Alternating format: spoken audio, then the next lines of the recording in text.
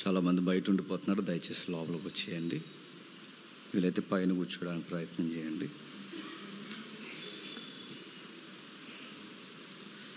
చిన్న మనవి, ఇప్పటివరకు తమ్ముడు చెప్పిన దాంట్లో ఈ మధ్య ఒక విచిత్రమైన బోధ స్టార్ట్ అయింది. తెలుగు రాష్ట్రాల్లో బైబిల్ని క్వశ్చన్ చేసేవారు ఎక్కువైపోయారు కనుక ఆ మతోన్మాదులకి సమాధానం చెప్పడానికి మన వారు కొన్ని కొత్త వివరణలు తీసుకొస్తున్నారు. ఆ కొత్త వివరణలో ఒక వివరణ ఏంటంటే, సమరయ స్త్రీకి ఉన్న 5 భర్తలు కాదు, వారి ఏరే దేవుళ్ళు అంటే 5 దేవుళ్ళు, ఆ దేవుళ్ళని భర్తలుగా పోల్చారు. ఇప్పుడు ఇంకో కొత్త దేవుడిని ఆరాధిస్తుంది అని కొత్త వివరణలు చెబుతున్నారు. ఇప్పుడు నేను క్వశ్చన్ అడుగుతున్నాను, చెప్పండి. ఒకవేళ నిజంగానే దేవుళ్ళని భర్తలుగా పోలిస్తే వెళ్ళి నీ భర్తను తీసుకురా అంటే వెళ్ళి ఆ కైలాసానికి వెళ్ళి నీ భర్తను తీసుకురానా? అదే దాని అర్థం. ఎలా ఉన్నది అలా చదివితే బెటర్ అండి. ఎదుటోడు ఏదో అన్నాడని అనుకూలమైన వివరణలు ఇవ్వాల్సిన అవసరం లేదు. మీకు వివరణ చెప్తాను. మొన్న మధ్య ఇంకా సందర్భం వచ్చింది కాబట్టి చెప్తున్నాను. నేను ఎప్పుడు వీళ్ళ పేర్లు ఎత్తకూడదు. ఎందుకంటే వాళ్ళ పేర్లు ఎత్తితే మనం వాళ్ళని హైలైట్ చేసిన వాళ్ళం అవుతాం. ఆ మధ్యకాలంలో నేను ఢిల్లీలో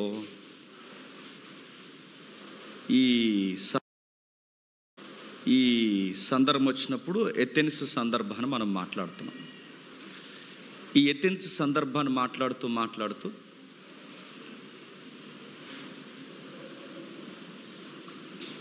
చాలు, ఇంకా అలా కూర్చోండి, పర్లేదు, కూర్చోండి.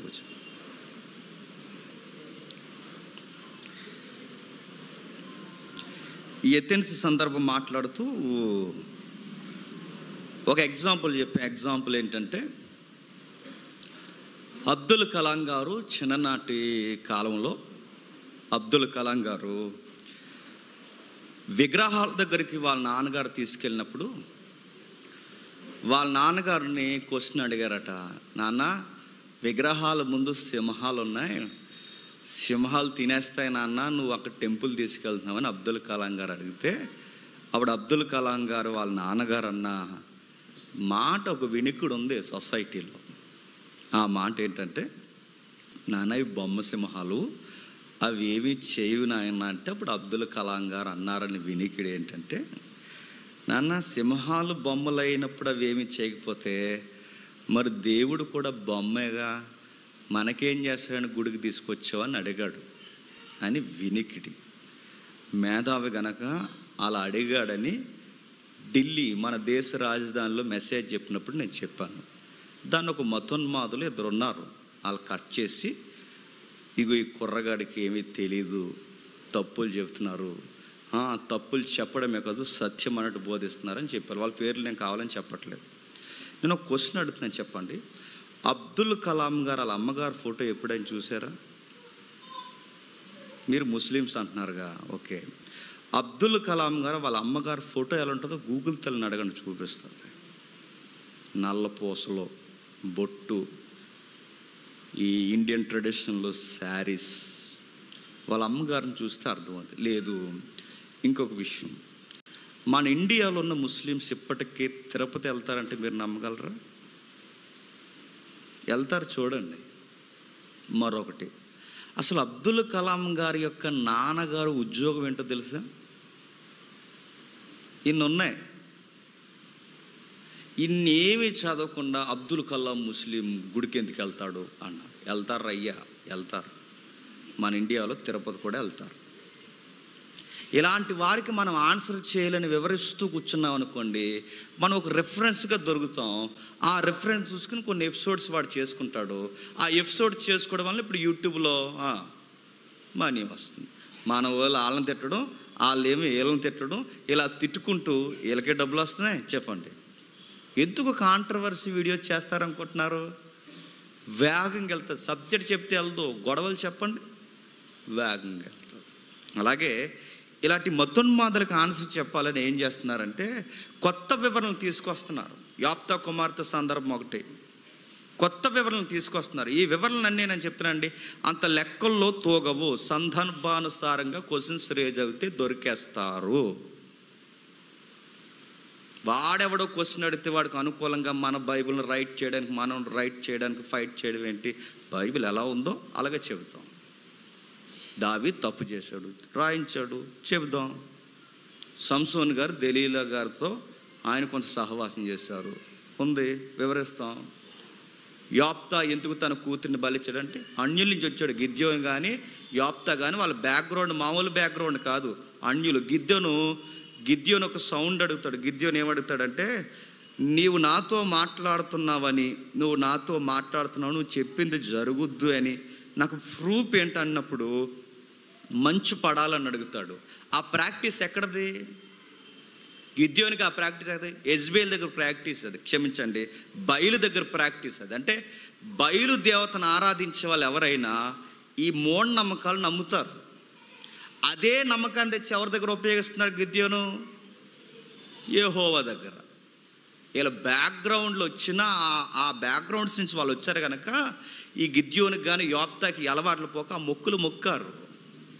అది అలవాటు. అది సమరయ స్త్రీ సందర్భం కూడా ఇది కావాలని వాళ్ళు రైట్ చేయడానికి 5 భర్తలు అంటే 5 దేవుళ్ళు ఎక్కడుందండి? ఆమె పొడవబడింది, ఒప్పుకుంది, తన రహస్య జీవితాన్ని తీసుకొచ్చి ఒప్పుకుంది. తమ్ముడు అది వివరిస్తున్నాడు. కాబట్టి వినండి, ప్రతి సందర్భానికి. ఇప్పుడు అలాంటి సందర్భం ఒకటి చూడబోతున్నాం. మొన్న మధ్య ఒక పెద్ద ఆయనే, ఇప్పుడు నేను అసలు బోధల కోసం చెప్పకూడదు అనుకుంటానండి, కానీ బోధ మా చేస్తే ఏం చేస్తామండి, చెప్పాలి వివరించి. ఎందుకంటే వీళ్ళతో ఫైట్ చేస్తే మనం చంపేస్తారు. మరి నేను చచ్చిపోతే మీకు ఎవరు చెప్తారు? వాక్యం నిజంగా చంపేస్తారు, తెలుసా? చంపేస్తారు. ఇంకో విషయం చెప్పనా, మీకు కరెంట్ న్యూస్ ఒకటి చెప్పనా, త్వరలో ఇక్కడి నుంచి మంచి వెళ్ళిపోతాం. ప్రేయర్లో పెట్టండి, మారిపోద్దంటే మారిపోద్ది, అంతే, వెళ్ళిపోతాం. ఎక్కడికి వెళ్ళిపోతాం తెలియదు. సత్యం చెప్పేవారికి నిలువరమైన స్థలం ఉండదు, అంతే. దానికోసం కూడా మీరు ప్రార్థన చేయండి. సరే, ఇలా చెబుతున్న వారిలో ఇటీవల కాలంలో ఒక సందర్భం ఉంది. ఇప్పుడు ఆ సందర్భం మనం నేర్చుకోబోతున్నాం. చూద్దాం ఒకసారి. లూకాసు వార్త 23వ అధ్యాయం. లూకాసు వార్త 23వ అధ్యాయం. లూకాసు వార్త 23వ అధ్యాయం 26వ వచనం చూడండి.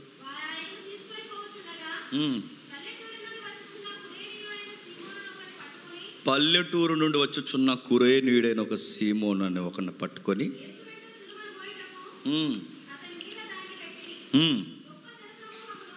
గొప్ప జన సమూహంలో ఆయనను గూర్చి రొమ్ము కొట్టుకొనుచు దుఃఖించుచున్న చాలా మంది స్త్రీలను ఆయనను వెంబడించిరి. యేసు వారి వైపు తిరిగి, యెరూషలేము కుమార్తెలారా, నా నిమిత్తము ఏడవకుడి, మీ నిమిత్తము, మీ పిల్లల నిమిత్తము ఏడువుడి. ఇదిగో గొడ్రాండ్లు, కనని గర్భములు, పాలీయని స్థలములు ధన్యములైనవని చెప్పు దినములు వచ్చుచున్నవి. ఆగుతాం. కనని గొడ్రాలను, నెక్స్ట్ పాలివ్వని స్థానములను గొప్పవని చెప్పే కాలము వచ్చుచున్నది. ఈ రెఫరెన్స్ని తీసుకుని ఈ మధ్యకాలంలో పెద్ద సేవకులండి, నేను అనుకుంటానండి, బాగా చదువుకున్న వాళ్ళే అనుకూలమైన బోధలు చేయాలని ఏ వివరణ తీసుకొచ్చారు చెప్పనా? కనని గర్భాలంటే ఏ గర్భాలు అనుకుంటున్నారు? ఏ గర్భాలంటే బైబుల్ ముందే చెప్పింది. ఏమని చెప్పిందంటే ల్యాబుల్లో పిల్లల్ని పుట్టిస్తారని, టెస్ట్ ట్యూబ్ బేబీస్ కోసం బైబుల్ ముందే చెప్పిందని. కానీ 10,000 20,000 మంది ఉన్న సంఘ సభ్యులు అయ్యగారు మరమని చెప్పేశారు. టెస్ట్ ట్యూబ్ బేబీ కోసం యేసుప్రభు చెప్పాడు, చూసారా అన్నారు. పాలివ్వని స్థనములు, ఇదిగో కనని గర్భాలు అనగానే రోబోల చేత పిల్లల్ని కనిపిస్తారు, తెలుసా? బైబుల్ సీక్రెట్ వెలువరించింది అనగానే అమ్మో అన్నారు. నేను అనుకుంటానండి, ఎందుకు ఇలాంటి బోధలు వస్తున్నాయంటే, నేను అనుకుంటానండి, చెప్పేవాడు చదవడు. చెప్పండి. వినేవారు అసలు చదవరు. ఈ చర్చ అయిపోద్ది, పట్టుకెళ్ళి అది కిటికీలోనూ ఎక్కడో దిక్కును పడేస్తారు బైబిల్ని, లేకపోతే ఒక డెస్క్ మీద పడేస్తారు. మళ్ళీ అది ఎప్పుడు ఎక్కడుందో గుర్తు రావాలి అంటే ఆదివారం రావాలి. టకాలు మనం కొట్టి దుమ్ము దులిపి అప్పుడు తీసుకొచ్చి అప్పుడు నేను చెబుతున్న 4 రెఫరెన్స్ చూస్తారు. అది మీకు 3 ఉంటే చూస్తారు. అది కాస్త వివరిస్తే అర్థమైతే అర్థమైనట్టు, లేకపోతే లేదు. ఈ టైంలో ఏమన్నా ఫోన్లో మీకు టింగ్ అని మెసేజ్ వస్తే రెఫరెన్స్ కన్నా మెసేజ్ చూస్తారు. ఏరి బాధ్యతతో వాక్యం వినేవాళ్ళు లేరు. ఇక రాను రాను గొడ్డు కాలం ఎలా ఉంటుందో చెప్పనా, నేను చెప్తున్నానండి. ఇక మొత్తానికి బైబిల్ బోధించరండి, అనుకూలంగా మాట్లాడుకునే కాలం వచ్చేసింది, ఇంకా వచ్చేస్తుంది. అలాంటి దెబ్బతిన్న రెఫరెన్స్ లేదో రెఫరెన్స్ ఏమంటున్నాడంటే చదువుదాం. అదే లూకాసు సువార్త 23వ అధ్యాయం 28వ వచనం చూడండి. యేసు వారి వైపు తిరిగి, యెరూషలేము కుమార్తెలారా, నా నిమిత్తము ఏడవకుడి, మీ నిమిత్తము మీ పిల్లల నిమిత్తము ఏడువుడి. ఇదిగో గొడ్రాండ్లు, కనని గర్భములు, పాలియ్యని స్థానములు ధన్యములైనవని చెప్పు దినములు వచ్చుచున్నవి. అప్పుడు మా మీద పడుడని పర్వతములతోనూ, మమ్మును కప్పుడని కొండలతోనూ జనులు చెప్పసాగెదరు. వారు పశ్చిమ్రానికి ఎలాగో చేసిన ఎడల ఎండిన దానికి ఇంకేం చేదురని చెప్పను. ఏమర్థమైంది? టెస్ట్ బేబీ అర్థమైంది కొంతమందికి ఏమర్థమైంది? ఇది రెండవ రాకడ అని అర్థమైంది.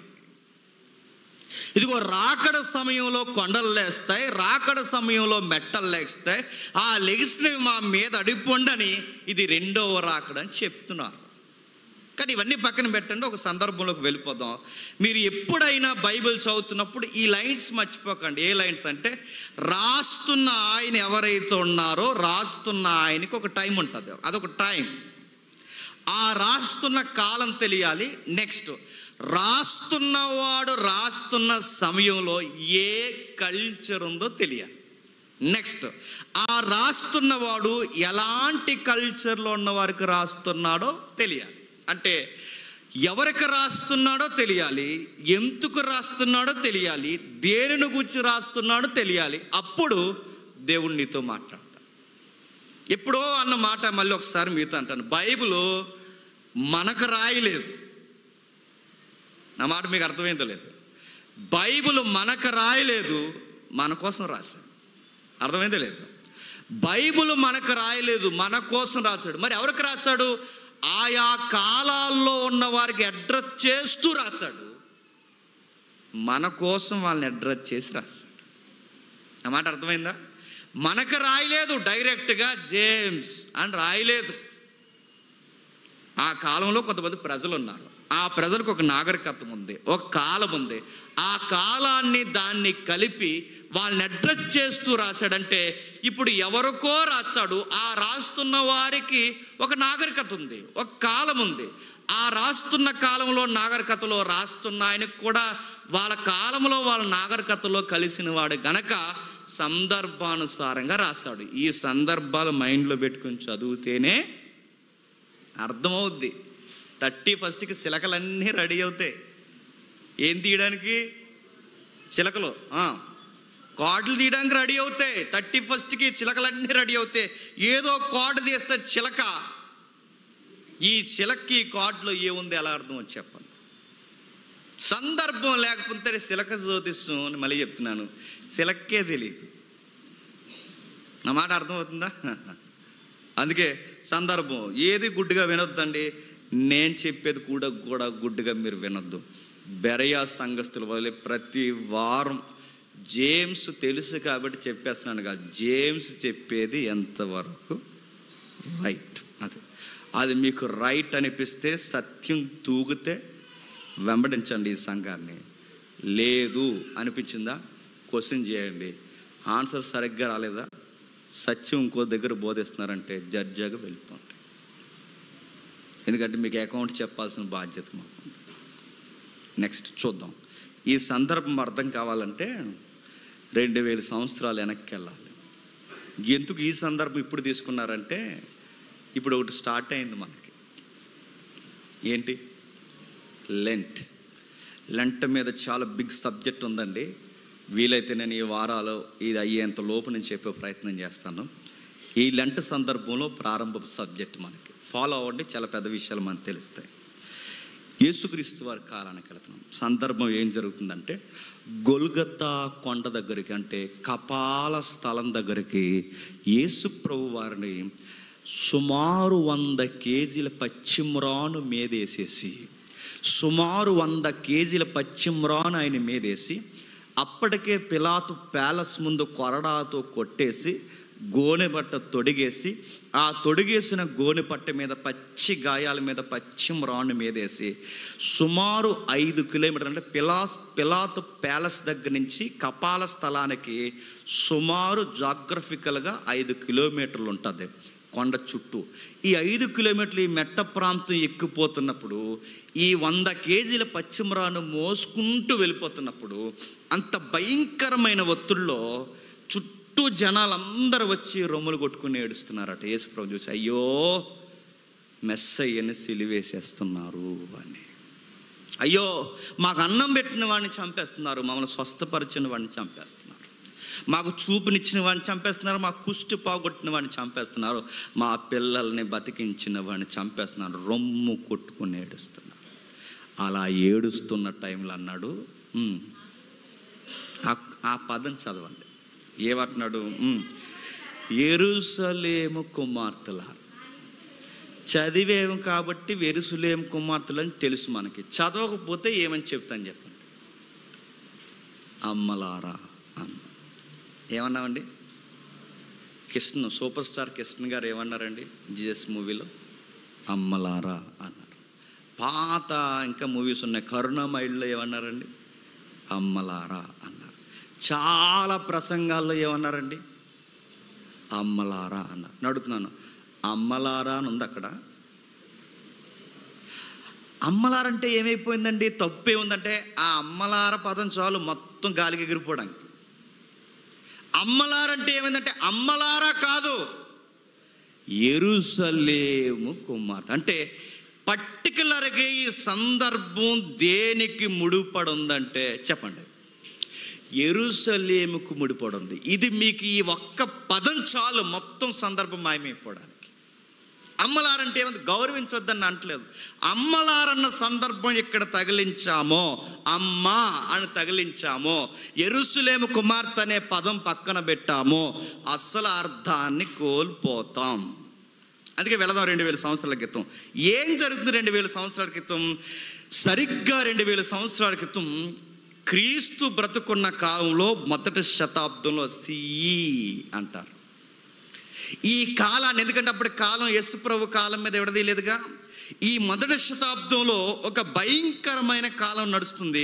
అకాల మరణాలు సంభవిస్తున్నాయి. అకాల మరణాలంటే కాలానికి ముందే చచ్చిపోవడం, బారెడు కాలమున్న ముందే చనిపోవడం. అకాల మరణాలు ఎక్కువైపోయాయి. ఎలాంటి వారు చనిపోతున్నారంటే, చిన్న పిల్లలు చచ్చిపోతున్నారు, వయసులో ఉన్నవారు చనిపోతున్నారు, నెక్స్ట్ మధ్య వయస్కులు చనిపోతున్నారు, ఒకరి తర్వాత ఒకరు చనిపోతున్నారు, గుంపులు చనిపోతున్నారు. యెరూషలేము ఇజ్రాయెల్ టౌన్ మొదలుకొని అంతా ఏ గోల ఎక్కువ వినబడుతుందంటే చెప్పండి, ప్రతి ఇంట్లో సావుగాలు వినబడుతుంది. చచ్చిపోతున్నారు జనాలు. ఎందుకు చనిపోతున్నారు? కారణాలు ఉన్నాయి. వ్యాధుల వలన చనిపోతున్నారు, బాధల వలన చనిపోతున్నారు, ఒకరిని ఒకరు అప్పగించుకుని చనిపోతున్నారు, గోపురాలు పడి చనిపోతున్నారు. మీకు సందర్భం, మీకు బైబిల్ చదివే అలవాటు ఉంటే నేను కొన్ని కోట్ చేస్తాను, మీరు గమనించండి. యాయీరు కుమార్తె వయసు ఎంతండి? 12 సంవత్సరాలు. 12 సంవత్సరాల పిల్ల చచ్చిపోవడం ఏంటండి? 12 సంవత్సరాల అమ్మాయి చనిపోయింది. లూకా సువార్త 7వ అధ్యాయం మీరు చదవండి. ఒక యవ్వనస్తుడు చనిపోతాడు, అంటే మంచి వయసులో చనిపోతున్నారు. ఇంకా లాజరు చనిపోయాడు, వయసులో ఉన్న కుర్రాడే లాజరు చనిపోయాడు. ఇంకా మధ్య వయస్కులు చనిపోయారు. ఇంకా మీరు చూడండి, ఒకటి కాదు రెండు కాదు, ఎవరో కూర్చుని మాట్లాడుకుని ఆ గోపురం దగ్గర టీమ్గా నిలబడి మాట్లాడుతారంట. ఆ గోపురం పడిపోయి చచ్చిపోయారు. గోపురాలు పడి చనిపోతున్నారు, చిన్న పిల్లలు చనిపోతున్నారు, యవ్వనస్తులు చనిపోతున్నారు, మధ్య వయస్కులు చనిపోతున్నారు. ఇంకా ఉన్న సావులు సరిపోలేదని గవర్నమెంటు చాలామంది యూదుల్ని నేర ప్రవృత్తి కలిగి ఉన్నారని వాళ్ళని అరెస్ట్ చేసి, వాళ్ళని అరెస్ట్ చేయడమే కాదు, వాళ్ళకి మరణదండన విధించి ఆకాశానికి భూమికి మధ్య సిలువే చంపేస్తున్నారు. ఏదో ఖైదీలు ఎక్కువైపోయారు, జైల్లో ఖాళీ లేదన్నట్టు రోజుకు ముగ్గురిని చంపేస్తున్నారు. రోజుకు ముగ్గురిని, అటే పొక్కరిని ఇటే పొక్కరిని, మధ్యలో ప్రభువునేసి, ప్రభు కూడా ఖైదీయే వాళ్ళ దృష్టిలో. ప్రభుని కూడా అంటే రోజుకి ముగ్గురు ఖైదీలను చంపేసంత ఎమర్జెన్సీ ఎందుకు వచ్చింది, ఏమో ఎందుకు వచ్చిందో తెలియదు, కానీ చావులు మాత్రం ఎక్కువైపోయాయి. ఇంకా ఏం జరుగుతుందంటే ఇన్ఫార్మర్స్ ఎక్కువైపోయారు.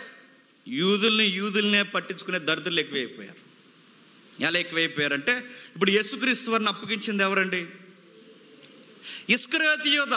ఇస్కరియోతు యూదాయే యేసుక్రీస్తు వారిని అప్పగించేశాడు. అప్పగించేసిన తర్వాత వీళ్ళకి ఏమైనా సుఖం ఉందా? ఇదో డేడ్సిందిగా లోపల గిల్ట్, ఈ మనస్సాక్షి గిల్ట్ ఫీలింగ్ స్టార్ట్ చేస్తుంది. కాన్షియస్ ఒప్పుకోదు, గిల్ట్, రే తప్పు చేసావరా. ఇది సరిగ్గా రాత్రి లేచిపోయి మన మీద కూర్చుంటుంది. రాత్రులు లేస్తే అది మాట్లాడు, తప్పు చేస్తావు. నువ్వు 10 రూపాయలు అన్యాయంగా తీసుకో, ఖచ్చితంగా నీ మనసు చెప్తాను. నువ్వు అన్యాయంగా ఉండని తిట్టు, ఖచ్చితంగా మనసు. దేవుడు అది పెట్టాడు. అదొక న్యాయమూర్తిలో కొన్నిసార్లు తప్పులు కూడా చెప్తుంది, కానీ మెజారిటీ నువ్వు తేడాగా ఉన్నావని కూడా చెప్తుంది. అది చెప్తుంది.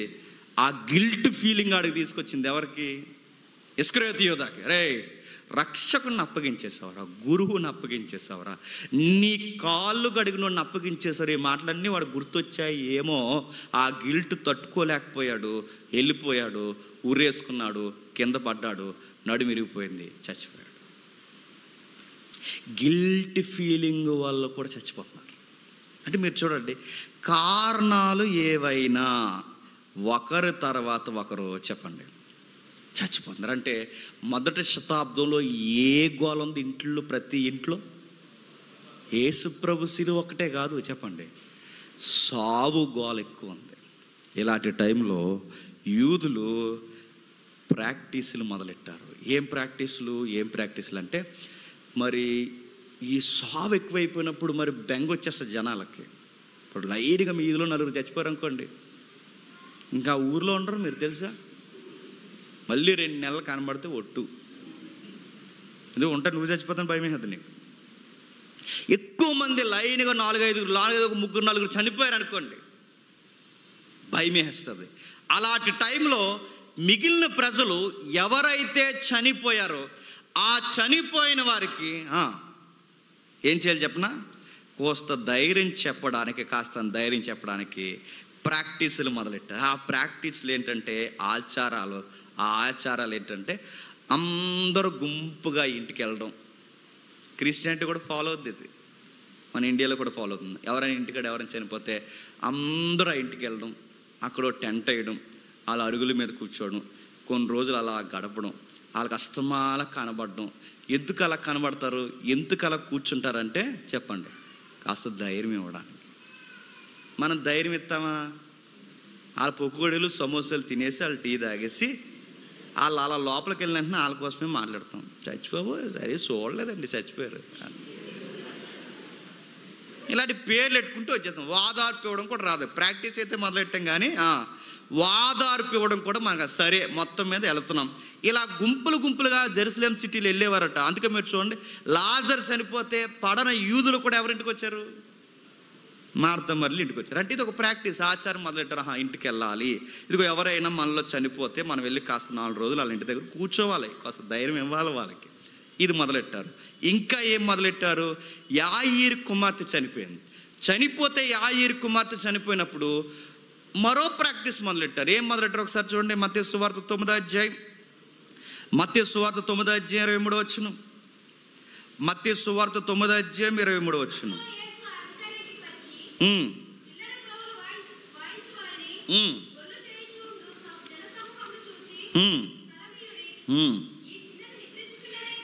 ఈ చచ్చిపోయి ఏడుస్తుంటే వాళ్ళ ఇంట్లో ఏం వాయిస్తున్నారట? పిల్లన గ్రోవులు వాయిస్తున్నారు. పిల్లన గ్రోవులు. మీరు ఈ కల్చర్ మీకు వీలైతే యూదుల కల్చర్ అని ఇంతంత పుస్తకాలు ఉంటాయండి. మీకు చదివి ఒప్పుకుంటే ఇంతంత పుస్తకాలు. మీరు ఏం కొనుక్కున్నా కొనుక్కోకపోయినా మీకు బైబిల్ బోధించాలంటే ఆ పుస్తకాలు కొనుక్కోండి. యూదుల culture, Israel culture, middle Asia culture, యూదుల యొక్క wars, Jewish war, Israel wars, middle Asia wars అని ఇంత పుస్తకాలు ఉంటాయి. ఈ పుస్తకమే చదివి ఇంకా ఆ పుస్తకాలు ఏం చదివితే అది చదివితే బెంగ వచ్చేది మనకి. కొన్ని చదివితే కానీ అర్థం అవ్వవు. ఇప్పుడు అడుగుతున్నాను, పిల్లన గ్రోవులు ఎందుకు యూదులు తీసుకొస్తారంటే, పిల్లన గ్రోవులు ఎవరైనా చచ్చిపోయారు అనుకోండి, ఊరకే అడవరు వాళ్ళు, వెనకాల బీజిఎం వేసుకుంటారన్నమాట. వాదార్పు. బీజిఎంల వల్ల వాదార్పు వస్తుందంటే వాళ్ళు అనుకుంటున్నారు. ఫ్లూట్ బీజిఎం అంటే ఈ పిల్లన గ్రోవ్ బీజిఎం అలాగంటే అదొక సెంటిమెంట్ బీజిఎం.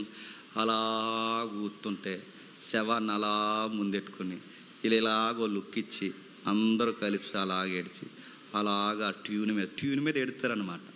అలా ట్యూన్ మీద అలాగ ఏడుస్తూ అలా కొంతమందికి అదో రకం ఉంటుంది చూసారా, ఆడ మూడు బాగాలేనప్పుడు సాడ్ సాంగ్స్ పెట్టుకుంటారు. ఆ సాంగ్ ఎట్రా అంటారు. ఇప్పుడు ఆడు అలా ఫీల్ అవుతాడు అనమాట. ఇప్పుడు అందులో ఆ సాంగ్లో ఉన్నది ఈడే అన్నమాట. ఇప్పుడు ఈ జీవన తరంగాలు, జీవన తరంగాలు అంట. అదో ఫీలింగ్ ఎక్కువ చూస్తే సాడ్ ఫీలింగ్ వచ్చినప్పుడు సాడ్ సాంగ్స్. యూదులు కూడా సాడ్ మూమెంట్స్ వచ్చినప్పుడు సాడ్ సౌండ్స్ పెట్టుకుంటారు. ఇదిగో సెంటిమెంట్ బీజిఎంలు పెట్టుకుని ఆ బీజిఎంలు. ఎందుకండి పిల్లన గ్రోవులన్నీ కనిపెట్టారు మీరు ఊది సావు దగ్గర అంటే? కొంచెం ఏదైనా ఆధారపు వస్తుందండి. సామెతల్లో సొలొమోను ఏమంటాడంటే, బాధ ఉన్నప్పుడట విషాద గీతాలు వినకూడదట, ఇంకా పిచ్చోలం అయిపోతామంట. మరి ఆ రెఫరెన్స్ వాళ్ళు చదవలేదు ఏటో. బాధ ఉన్నప్పుడు ఇంకా విషాద గీతాలు అంటే ఏమవుద్ది? లైఫ్ వేస్ట్రా, అదేస్ట్రా, ఇదేస్ట్రా అని ఆ పాటలు అలా పాడుతున్నారు అనుకుని వేస్ట్ అని ట్రైన్ ముందు వెళ్ళిపోతాం. ఇంకా అలాగంతే. ఇంకా ఏ లారీ ముందు హైవే కింద అలా వెళ్ళిపోయచ్చా వేస్ట్ ఈ లైఫ్. ఎందుకు ఇంకా ఈరోజు చస్తే రేపు రెండు చంపిండు అనుకోతాం. అందుకే సాడ్ మూమెంట్స్లోకి వెళ్ళకూడదు. సాడ్ మూమెంట్ ఉన్నప్పుడు బెస్ట్గా ఒకటి చెప్తాడు యేసుక్రీస్తు ముందుకెళ్ళకూడదు. అయితే ఇది ఒకటి కనిపెట్టారట. నెక్స్ట్ ఇంకేముందంటే, అకాల మరణాలంటే ఒక మనిషిని చూసేసరికి అంచనా వేసి పరిస్థితులను బట్టి ఈ మనిషి ఎలాగ చనిపోతాడని ముందే ఆ మనిషికి సంబంధించిన శ్మశానాలు అడ్వాన్స్గా బుక్ చేసుకునేవారట. నా మాట మీకు అర్థమవుతుంది? అరిమతయి యోసేపు అడ్వాన్స్ సమాధి ఉందా లేదా? ఇంకా విషయం ఏంటి చెప్తున్నా, ఈ మనిషి చనిపోతాడని ముందే ఎరిగిన వారు యేసుప్రభు వారికి అత్తర తెచ్చారు. అత్తర ఎవరు పోస్తున్నారు? మరి తెలుసు పూసిందో తెలియక పూసిందో, సబ్జెక్ట్ అర్థమైందో అర్థం లేదు తెలియదు, కానీ అత్తర్లో సహజంగా ఎవరికి పోస్తారంటే చెప్పండి, ఆ రోజుల్లో ఇక చనిపోతాడన్న వ్యక్తులకు అత్తర పోస్తారు. ఇంకా ఒకవేళ ముందే పూయడానికి కుదరలేదనుకోండి, 3వ రోజు లేపి మరీ పోస్తారు. శవాన్ని లేపేసి బయటికి తీసి మళ్ళీ ఆడికి అత్తరకిత్తర కొట్టి రెస్ట్లోకి వెళ్ళిపోయి ఇంక లెక్కో అని మళ్ళీ కప్పెడతారు. ఎవరిని? ఇవన్నీ మన క్రిస్టియన్స్ కూడా ఫాలో అవుతారు తెలుసు. ఇలాగే ఎవరో ఏటని అడగండి, చూద్దామని వెళ్ళారు 3వ రోజు, చూశారు బాడీని, ఎవ్వరు చూడకుండా పరిగెట్టుకు వచ్చేసారు. ఏమవుద్ది? యూదుల బాడీ అంటే కాస్త వాళ్ళు అవి ఇవి వాడతారు కాబట్టి కొంచెం కొలాప్స్ అవ్వకుండా ఉంటాయి. నువ్వు యూదుల్లా ఫీల్ అయ్యి బాడీని చూస్తే ఏమవుద్ది?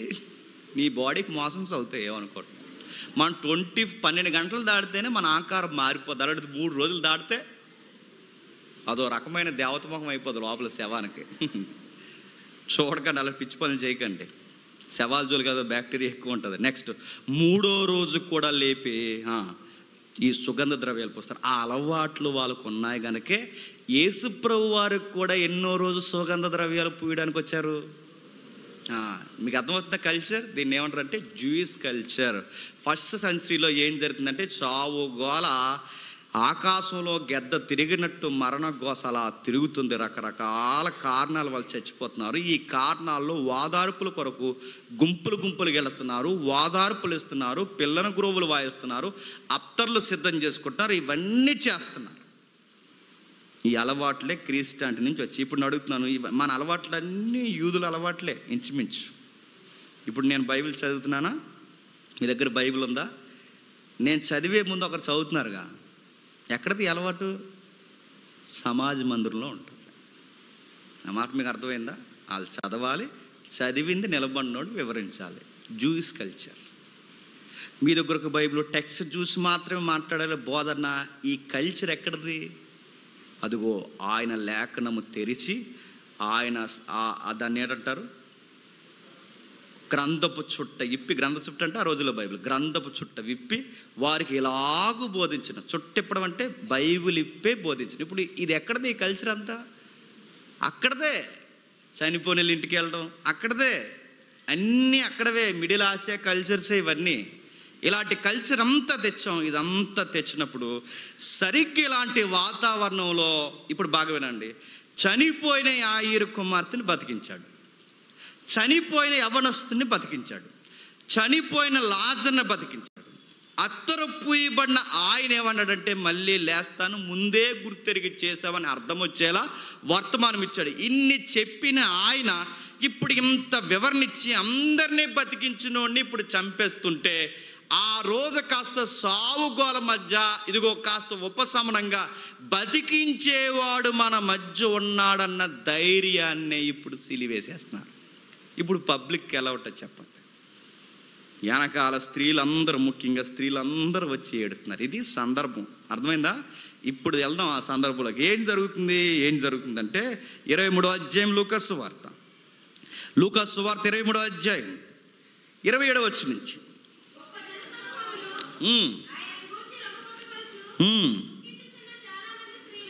దుఃఖించుచున్న చాలా మంది స్త్రీలు ఆయనను వెంబడించిరి.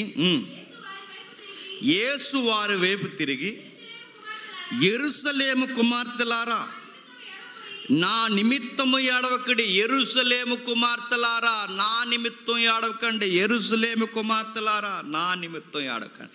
పర్టికులర్గా ఈ సందర్భం ఎవరికి చెబుతున్నాడు చెప్పండి? చెప్పండి. యెరూషలేం ప్రజలకి, యెరూషలేం టౌన్లో ఉన్న ఆ ప్రజలకి చెబుతున్నాడు. యెరూషలేములో ఉన్న వారికి ఎందుకు చెబుతున్నాడు? యెరూషలేములో ఏదో జరగబోతోంది. మీరు సిలువ మరణాన్ని చూసి బెంబేలు ఎత్తిపోతున్నారు, కానీ ఈ విపత్తును చూసే మీరు ఎంత రొమ్ము కొట్టుకుంటున్నారే. అసలు ప్రాబ్లం ఎక్కడ ఉంటుంది చెప్పనా? నన్ను చూసి మీరు ఏడుస్తున్నారు, కానీ ఇంతకన్నా పెద్ద ప్రాబ్లం నా మీదకి కాదు, మీ మీదకి రాబోతుంది.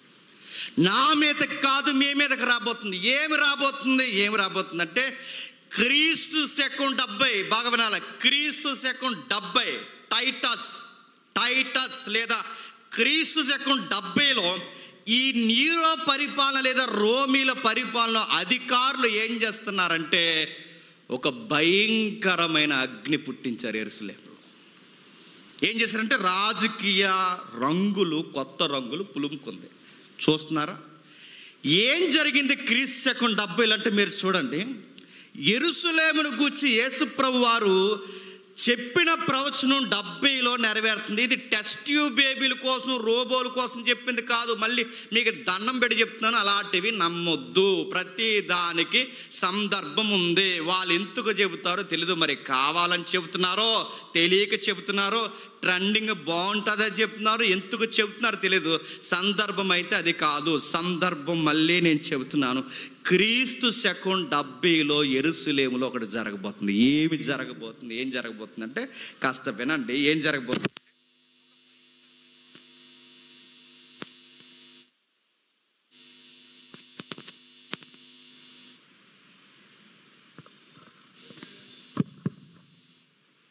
పనిచేస్తుందా?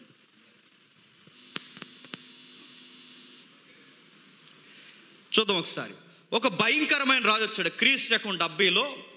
ఏం జరిగింది? టైటస్, ముఖ్యంగా మీరియల్ అయితే ఇంటికి వెళ్ళిన తర్వాత ఇవన్నీ ఓపెన్ చేయండి. ఒరే అబద్ధం రా జేమ్స్, నువ్వు చెప్పినట్టు చరిత్రలు లేదురా అని అప్పుడు వచ్చి గల్లా పట్టుకోండి.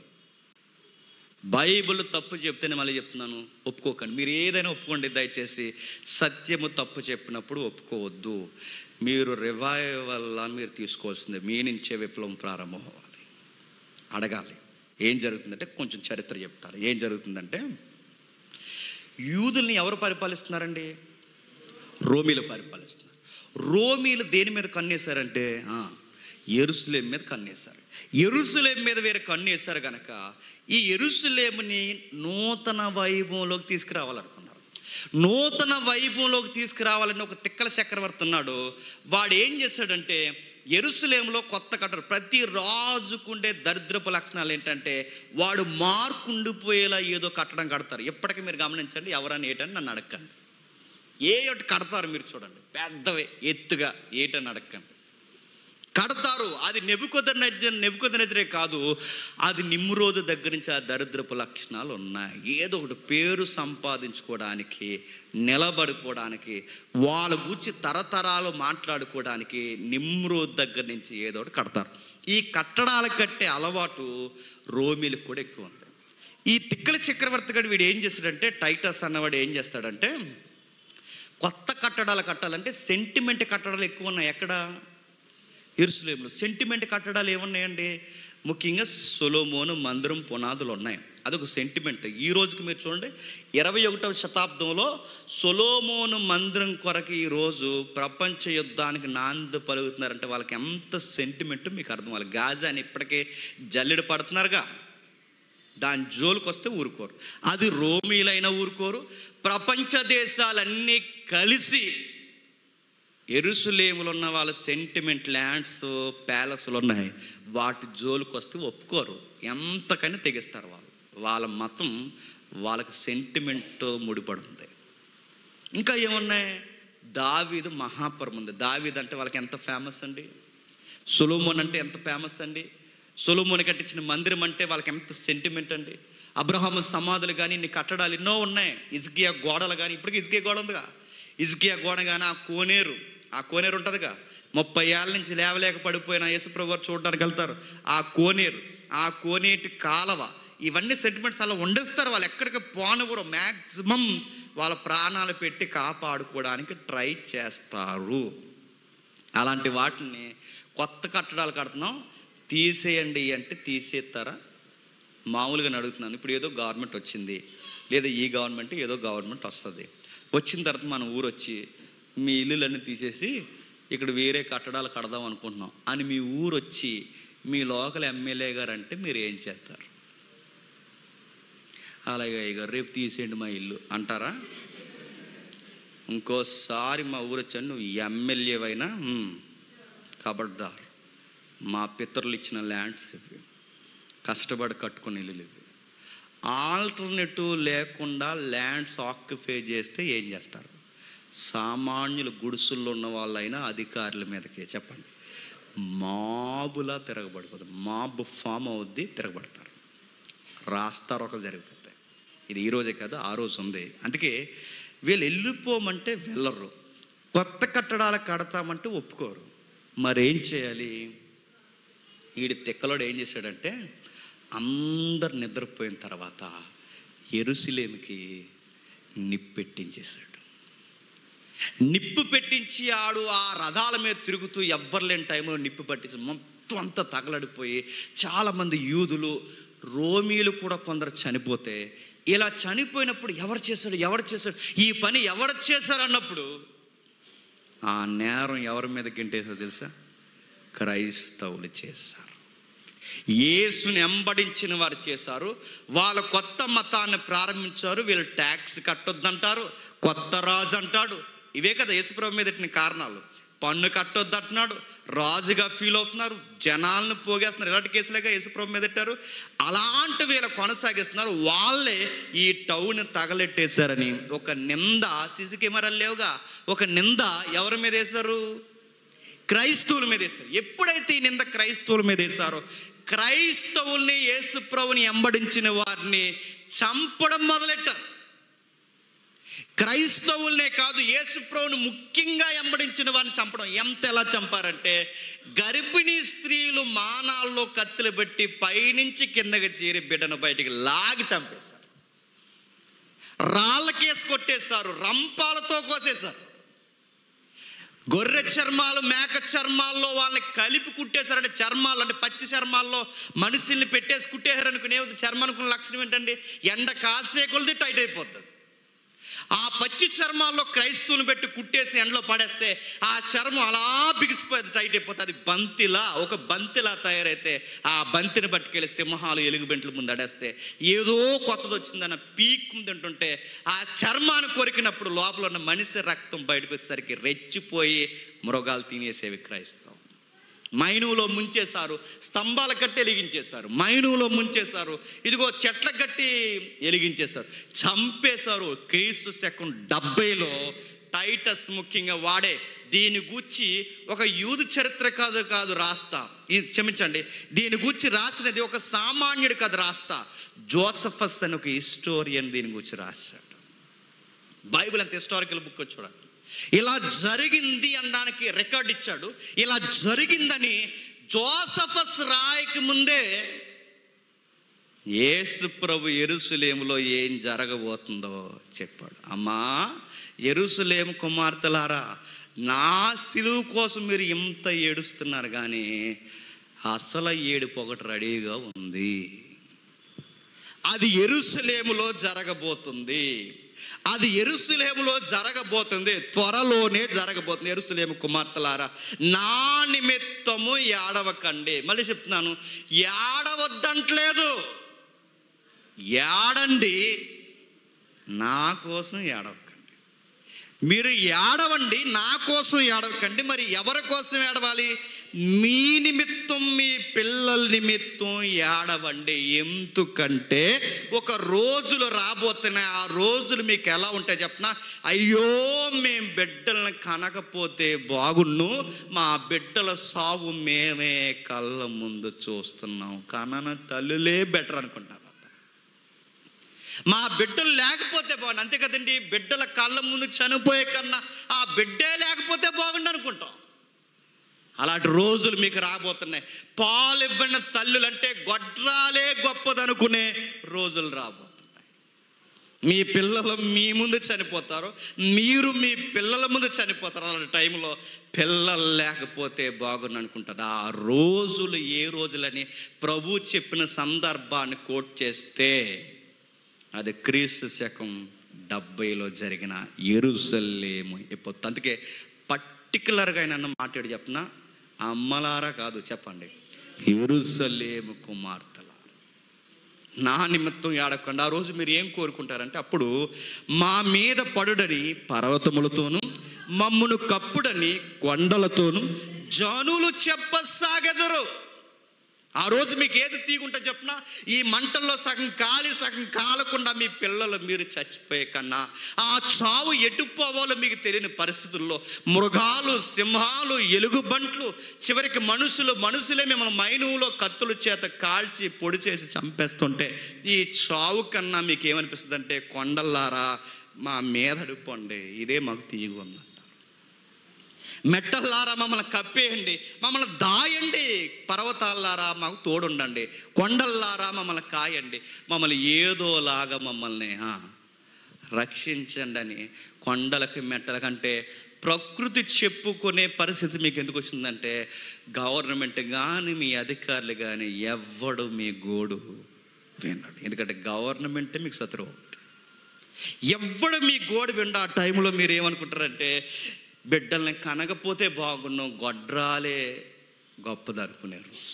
అంతేగాని టెస్ట్ బేబీ కోసం చెప్పేది కాదు. మళ్ళీ నేను చెప్తున్నాను, నా మాట అర్థమైందా? ల్యాబ్లో పిల్లల కోసం అది చెప్పేది. ఒక విపత్తు రాబోతుంది, ఆ విపత్తులో ఏడవండి. ఎవరి కోసం ఏడుస్తారంటే, మీకోసం ఏడవండి. నెక్స్ట్ మీ పిల్లల కోసం. ఎందుకు ఏడవాలి? చచ్చిపోతున్నారని కాదు, ఎలాగూ చచ్చిపోతారు. ఆ చచ్చిపోయేది చనిపోయే ముందు ప్రభు ఎదుట నిర్దోషులుగా ఉండాలని ఏడవండి. నా కోసం ఏడవ వల్ల పెద్ద ఉపయోగం ఏమీ లేదు. ఎందుకంటే ఈరోజు మరణించాను, రేపు మళ్ళీ తిరిగి లేస్తాను. నేను ఎలాగూ లేస్తాను. లేవాల్సింది ఎవరో తెలుసా? మీరు, మీ పిల్లలు. నిర్దోషులుగా మళ్ళీ పునరుద్ధానం గడియలో లేవాల్సింది ఎవరో తెలుసా? మీరు, మీ పిల్లలు. నా కోసం ఏడవకండి, నన్ను జ్ఞాపకం చేసుకోండి, నా నిమిత్తం పశ్చాత్తాపడండి. కానీ ఇదే లైఫ్ అనుకుని ఏడ్చేయకండి. ఈ లైఫ్ ఎక్కువ రోజులు ఉండదు. మీ కళ్ళ ముందు ఒక భీకర సంగ్రామం ఉంది, ఏడవండి ఏడవండి. ఇప్పుడు చెప్పండి, ఈ లెంట డేస్లో ఏడుస్తాం ఎవరి కోసం చెప్పండి? యేసుప్రభు కోసం. మళ్ళీ అడుగుతున్నాను, ఏడవండి. ఎవరి కోసం ఏడుస్తారు చెప్పండి? మీకోసం, మీ పిల్లల కోసం. ఎందుకండి అంటే, మీకోసం మీ పిల్లల కోసం ఎందుకు ఏడవాలంటే, యెరూషలేములో 70లో జరుగుతున్న విపత్తు కోసమే మీకోసం మీ పిల్లల కోసం ఏడమన్నాడు. మరి మనము మన పిల్లల కోసం, మనం మన తండ్రుల కోసం ఎందుకు ఏడవాలంటే, ఇది 70లో జరిగే అగ్ని లాంటిది కాదు, అసలు అగ్ని ఒకటి రెడీగా ఉంది. అదేంటి చెప్పండి? రెండవ రాకడ. పెల పెల పెల పెలమని పంచభూతాలు మిక్కటమైన యాండ్రముతో లయమైపోయే గడియలు త్వరలోనే సంభవం. మీ కట్టడాలు ఉండవు, మీ ఉద్యోగాలు ఉండవు, మీ సోకులు సరదాలు ఉండవు, ఇవేమి ఉండవు. ఒకరోజు బొగ్గుమని మారిపోతాయి. ఆ గడియలు వచ్చే సమయానికి మీరు రక్షింపబడ్డారా లేదా? ఈ లెంట్లో ఏడవండి. ఆ గడియలు వచ్చే సమయానికి మీ పిల్లలు రక్షింపబడ్డారా లేదా? ఈ లెంటలో ఏడవండి. కపాల స్థలం దగ్గర చదువుతున్న సందర్భాన్ని చూసి మనం ప్రేతాత్మలుగా పాతాళానికి పోకముందే చెప్పండి, ఏడవండి. వస్తే ఆ రెండవ రాకడ అగ్నికైనా దొరికేస్తాం చెప్పండి. లేకపోతే చెప్పండి, మరణిస్తే పాతాళమనే అగ్నికైనా 2 అగ్నులు రెడీగా ఉన్నాయి మనకి. వాళ్ళకు ఉన్నది ఒకటే. ఎవరికి? కళ్ళ ముందు వాళ్ళకి ఒకటే. వాళ్ళు నమ్మితే అక్కడితో అది అయిపోద్ది. నేను అడుగుతున్నాను, మనకి రెడీగా 2 ఉన్నాయి. ఒకటి, నేను మరణించిన రక్షణ లేకుండా పాతాళమనే అగ్నికి పోతాను. ఒకవేళ యేసుప్రభు వచ్చే ముందు నేను నిలబడితే చెప్పండి, పంచభూతాలు మిక్కటమైన యాంత్రంతో అగ్నిగోళంగా మారిపోతున్నాయి. ఈ అగ్నికి దొరుకుతుంది. ఇది టైటస్ గడు పెట్టే అగ్ని కాదు చెప్పండి, క్రైస్ట్ పెట్టే అగ్ని. యేసుక్రీస్తు వారే ఎవరు సిలువ వేయబడ్డాడో ఆయనే రాబోతున్నాడు. ప్రతి వారికి తీర్పు తెచ్చిపోతున్నాడు. అందుకే బైబిల్ మళ్ళీ నేను చెప్తున్నాను, అమ్మలారా కాదు చెప్పండి, యెరూషలేము కుమార్తెలారా. మరి ఈ సందర్భం మనకెలా అంటే, ఇప్పుడు ఈ సందర్భం మనకెలా అంటే, కలవరి గిరి వరకు మనం తీసుకుందాం. ఆ కలవరి గిరిలో ఉన్న సందర్భం మనం ఏడుద్దాం. ఎందుకంటే ఆయన మరణించాడు, తిరిగి లేచాడు, మళ్ళీ రాబోతున్నాడు. ఇప్పుడు మరణించినది జ్ఞాపకం చేసుకుంటూ, మా కోసం మరణించావు, తిరిగి లేచావు, రాబోతున్నావు, నీ కోసమే నిలబడతాం మా బిడ్డలతో సహా అని ఏడవండి. నేను ముగించేస్తున్నాను. దుఃఖ నివారణ కొరకు ప్రాక్టీసులు కనిపెట్టారు కదండి ఎవరు? యూదులు. ఇప్పుడు అడుగుతున్నానండి, ఇప్పుడు మన బిడ్డలు కూడా చచ్చిపోతారండి ఏదో ఒక రోజు. మనం కూడా చనిపోతాం ఏదో ఒక రోజు. మన బిడ్డలు చనిపోయినా, మనం చనిపోయినా, అప్పుడు మనకి వాదార్పు ఎలాగా? ఫ్లూట్ ఊతారా? ఎలాగా? దెస్సలోనిక పత్రిక చూడండి, ముగించేసుకుందాం.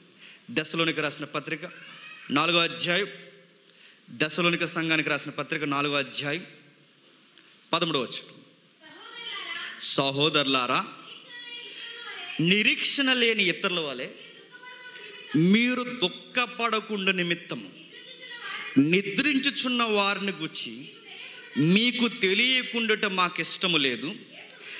చనిపోయిన వారి గురించి పిల్లన గురవులు ఓతకండి, చనిపోయిన వారి గురించి రొమ్ములు బాదుకుని దుఃఖించేకండి. ఇక చనిపోయిన వారిని బాగా వినండి, మీరు వెళ్ళి కూర్చోవడమో లేకపోతే మీరు వెనకాల మరణించడమో తప్ప ఇంకా చేసేది ఏమీ లేదు. వెళ్ళిపోయిన వారి గురించి మీరు అంత టెన్షన్ అయిపోకండి. అయితే ఒక మర్మం మీకు చెప్పాలనుకుంటున్నాను.